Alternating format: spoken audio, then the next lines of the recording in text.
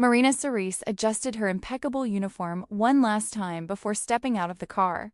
The annual Navy Gala was one of the most important events for officers in Washington, D.C., a rare opportunity to bring together high-ranking commanders, influential politicians, and major donors in a single hall. For Marina, 27, it was even more significant. Her first appearance as a newly promoted lieutenant, the daughter of Brazilian immigrants who settled in California when she was just 5 years old, Marina carried the weight of multiple identities. Her dark skin tone, deep brown eyes, and Latino surname often led people to make mistaken assumptions about who she was and where she came from. "You can do this," she murmured to herself in the rearview mirror, adjusting a last unruly strand of dark hair under her officer's cap. 7 years in the U.S. Navy had taught Marina to navigate the turbulent seas of military bureaucracy and the more subtle obstacles of social expectations. She was respected for her technical expertise as a strategic communications specialist, but formal events like this always provoked a slight unease, a feeling of being perpetually a guest in her own home. The hotel gleamed with golden lights that spilled through the tall windows.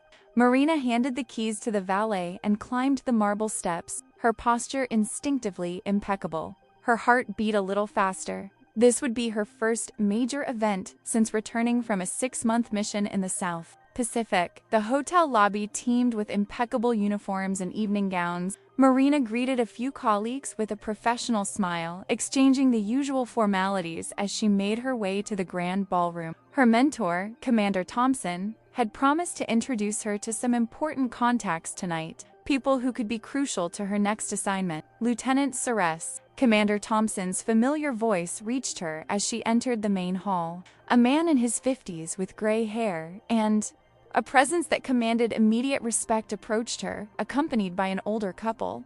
"Commander," Marina replied with a genuine smile, saluting before accepting his warm handshake. "Let me introduce her to Senator Whitman and his wife, Eleanor," said Thompson, turning to the couple. "Senator, this is Lieutenant Marina Cerise, one of our most brilliant officers in strategic communications.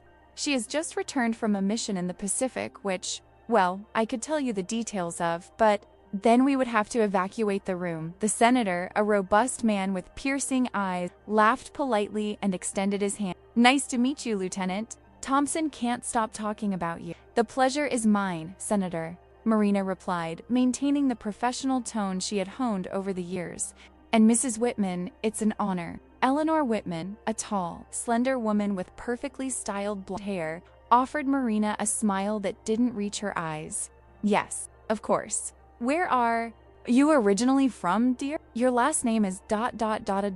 Cerise is Brazilian, ma'am," Marina replied, accustomed to the question. "I was born in São Paulo, but I grew up in California from the age of 5. "Oh," Eleanor commented, her smile faltering slightly. "How ...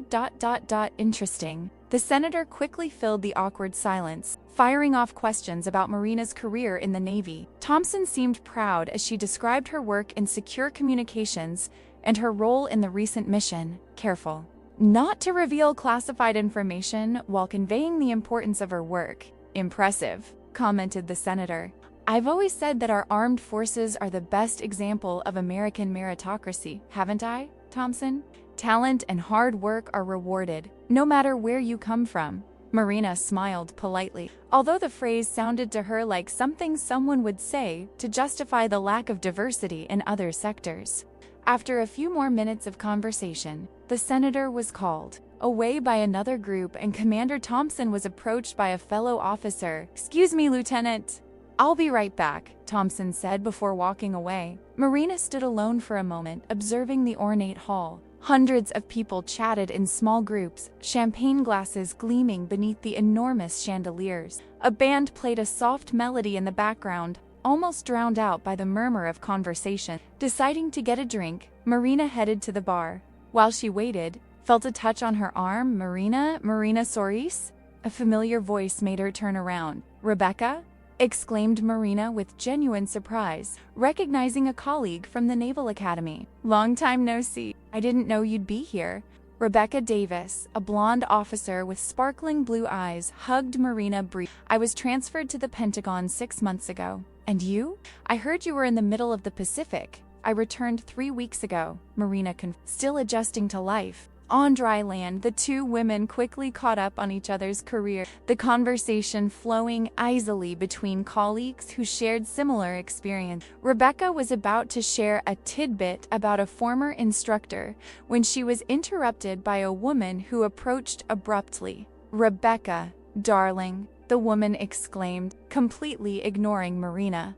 "I've finally found you. Come, I need you to meet Vice Admiral Prescott. He's looking for someone with exactly your qualifications." The woman, who appeared to be in her early 40s, wore a sophisticated navy blue dress and jewelry that likely cost more than Marina's annual salary. Her blonde hair was styled in an elegant bun, and her face, though beautiful, carried an air of superiority that Marina immediately recognized. "Ah, Victoria," Rebecca replied, looking slightly embarrassed. "I was just catching up with my academy colleague, Lieutenant Marina Ceres.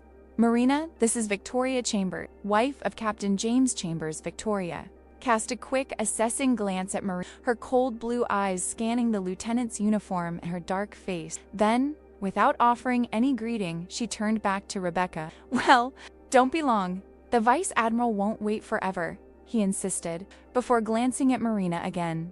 "And this side of the room is getting a little crowded."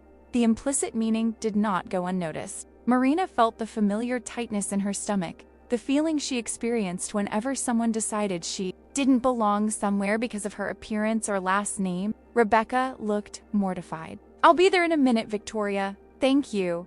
Victoria walked away with an impatient wave, and Rebecca turned to Marina with an apologetic look. "I'm sorry about that. She's angle quotes s ... well ... double quotes, no need to explain." Marina interrupted a forced smile. "Go ahead. Vice Admiral Prescott is an important connection. Are you sure? We can continue talking later ... Absolutely. Go ahead. I'll still be around." After Rebecca stepped away, Marina finally managed to order a glass of water from the bartender. Sipping slowly, she observed the room with a more critical eye. She noticed how the guests seemed naturally segregated, the older, predominantly white officers on one side, while the younger, more diverse ones spread throughout the rest of the space.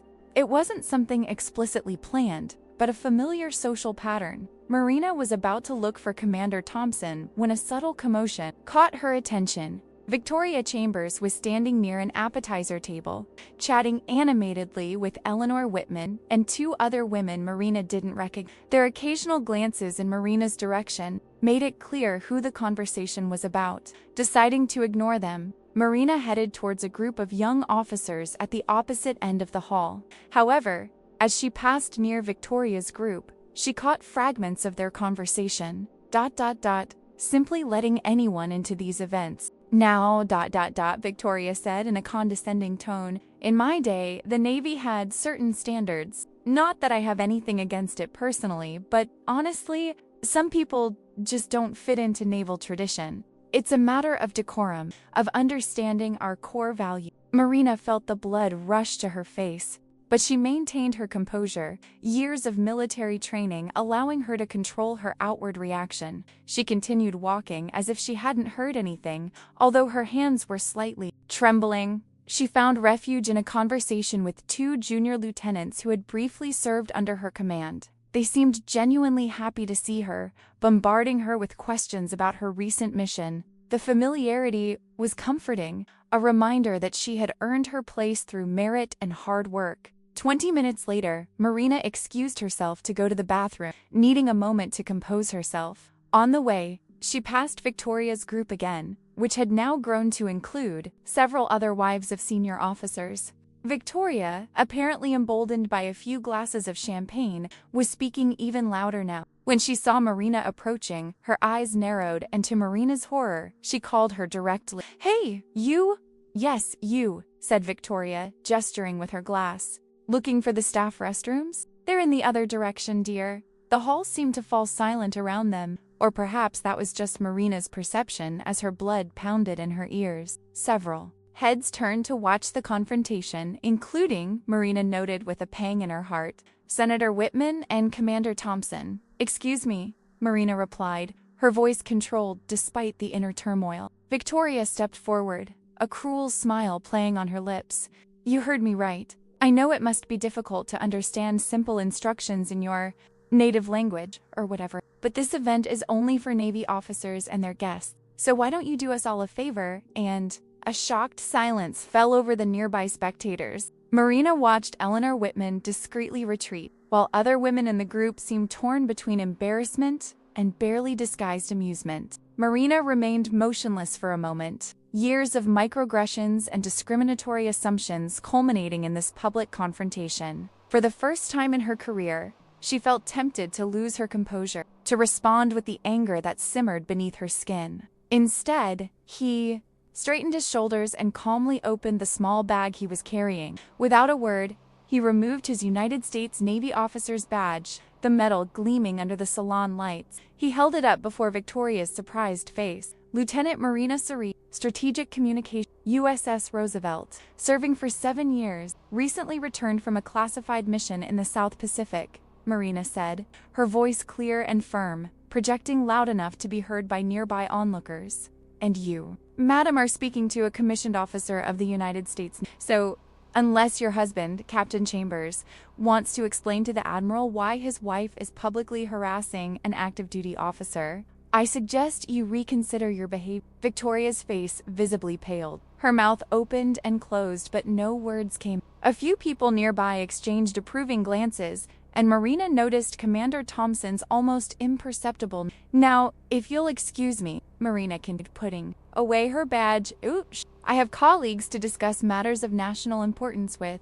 With that, she walked away with measured steps, her back straight, and her head held high. He managed to reach the hallway leading to the bathrooms before his hands began to tremble uncontrollably. In the deserted bathroom, Marina leaned against the marble sink, staring at her reflection in the. Her face remained composed, but her eyes revealed the inner emotional storm. She took several deep breaths.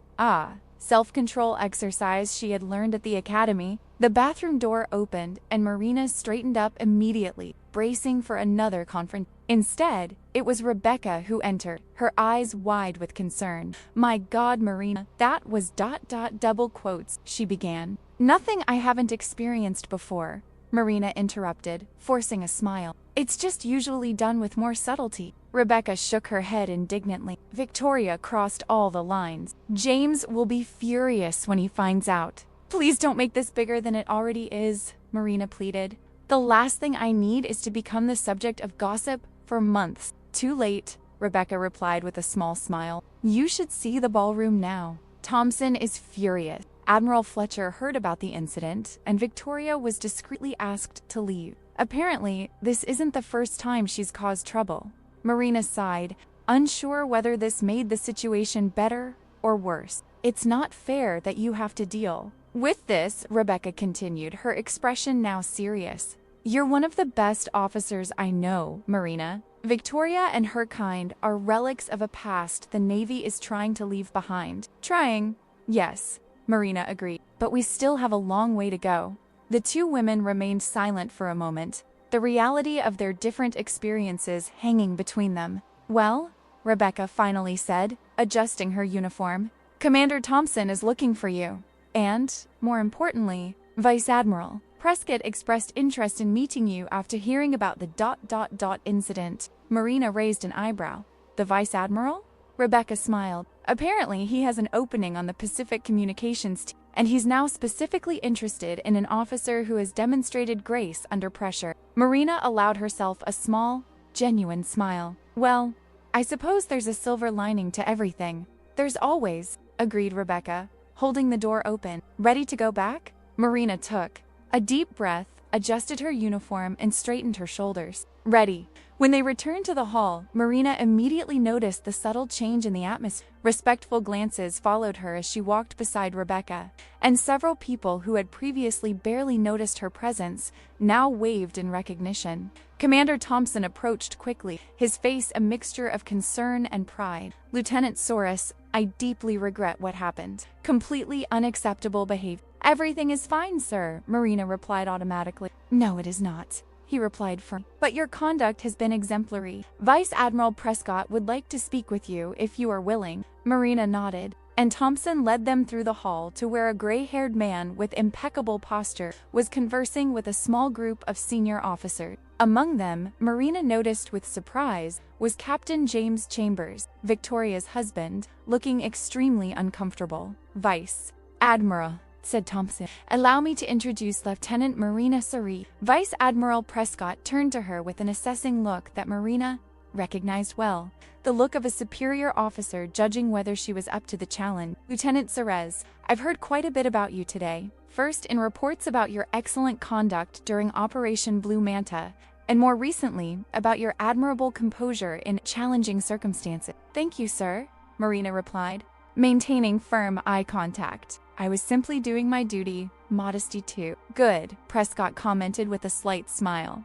"I'm assembling a new strategic communications team to coordinate operations between our forces in the Pacific and our allies. We need officers with technical expertise, of course, but also with exceptional diplomatic skills. Commander Thompson suggested your name, and after the events of tonight, I'm inclined to agree with his recommendation." Marina felt a wave of excitement, mixed with disbelief. This was exactly the kind of opportunity she had dreamed of. A role that combined her technical skills with her ability to navigate culturally complex situations. "It would be an honor, sir," he replied, maintaining his professional tone despite his inner enthusiasm. "Excellent. Thompson will send the details on Monday," Prescott said. Then, surprising her, he extended his hand. "The United States Navy is strongest when it incorporates the best that our diverse nation has to offer, Lieutenant. Never forget that." "I will not forget, sir." When Prescott stepped aside to speak with another group, Captain Chambers approached hesitantly. He was a man of average height, with a face that seemed perpetually worried. And tonight, his expression was particularly. "Lieutenant Soros," he began, visibly uncomfortable, "I would like to offer my sincere apologies for my wife's behavior. Her actions were unforgivable, and in no way reflect my values or those of the Navy." Marina maintained a neutral expression, although part of her resented having to deal with yet another aspect of the situation. "Thank you for your apologies, Captain. Victoria is ... double quotes." He hesitated, choosing his words carefully. "She's going through a difficult adjustment period. That doesn't justify her behavior, of course, but ... double quotes." His voice faltered. Marina felt a pang of compassion for the man, despite everything. "Captain Chambers, I accept your apology. We can leave the matter behind." The relief on the man's face was palpable. "Thank you, Lieutenant. That's very generous of you." After the captain left, Rebecca approached again, now accompanied by two other young officers whom Marina knew from the academy. "So," Rebecca said with a conspiratorial smile, "I heard about the Pacific team. Congratulations, Marina. You deserve it." The rest of the evening passed in a blur of conversations and introductions. Commander Thompson seemed determined to introduce Marina to every senior officer present, and for the first time, she felt truly seen for her merits, not just as a curiosity or a diversity statistic. Long after midnight, as the gala finally began to disperse, Marina found herself back beside Thompson as they both waited for their cars in the hotel lobby. "That was quite a night, wasn't it?" he commented, his tone more casual now that they were far from official ears. Marina smiled wearily. "Certainly, sir. You handled that situation better than most officers with. Twice your experience would have," he continued. "And look on the bright side, you got Prescott's attention. He's not easy to impress." "That wasn't exactly how I planned to do it," Marina replied. Thompson laughed. "The best plans and all that ... quotes." Then, turning serious, he added, "You know, when I recommended you to Prescott's team last week, he was hesitant, concerned about your relative youth for such a visible position. I think you've dispelled those concerns tonight." Marina looked at him in surprise. "You recommended me last week? Before the gala?"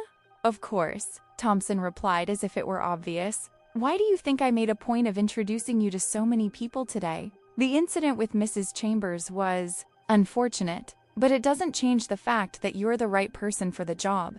Marina felt a wave of gratitude for this man who had been her mentor for the past few years, always evaluating her based on her abilities, never on her appearance or last name. "Thank you, Commander, for everything." Thompson shrugged, looking slightly embarrassed by the gratitude. "Just doing my job, recognizing talent. The Navy needs officers like you if we are to meet the challenges of the future." Marina's car arrived first, and she said goodbye to Thompson before sliding into the back seat, finally allowing her perfect posture to relax. As the driver cruised through the nighttime streets of Washington, Marina reflected on the evening's events. The confrontation with Victoria had been painful and humiliating, but also strangely liberating. For the first time, she had confronted prejudice openly, instead of ignoring it or silently absorbing it as she had done so many times before. More importantly, the reaction of the others, Thompson, Prescott, even Rebecca and the young officers, had confirmed what Marina had always hoped, that the institution to which she had dedicated her life was, slowly but surely, evolving for the better.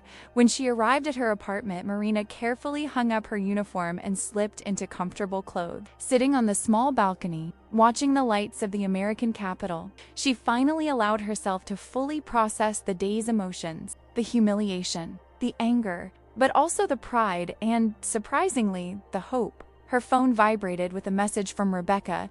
"Drinks tomorrow to celebrate Prescott's proposal? You choose the place." Marina smiled. She answered affirmatively, and then put the phone aside, turning her gaze to the night sky. Somewhere, beyond the horizon, a new challenge awaited, a mission that would test her skills and open doors that had previously seemed firmly closed. Victoria Chambers and her prejudiced attitudes still existed, of course, and probably always would in some form. But that night, Marina had proven, to herself and to others, that her place in the Navy and in the country she swore to protect was not determined by her last name or the color of her skin, but by her courage, competence, and character. And that, she reflected as she gazed at the stars above Washington, was a small but significant victory, not just for her, but for all those who would come after, treading similar paths through sometimes hostile waters. Marina fell asleep that night with a sense of peace she hadn't experienced in a long time,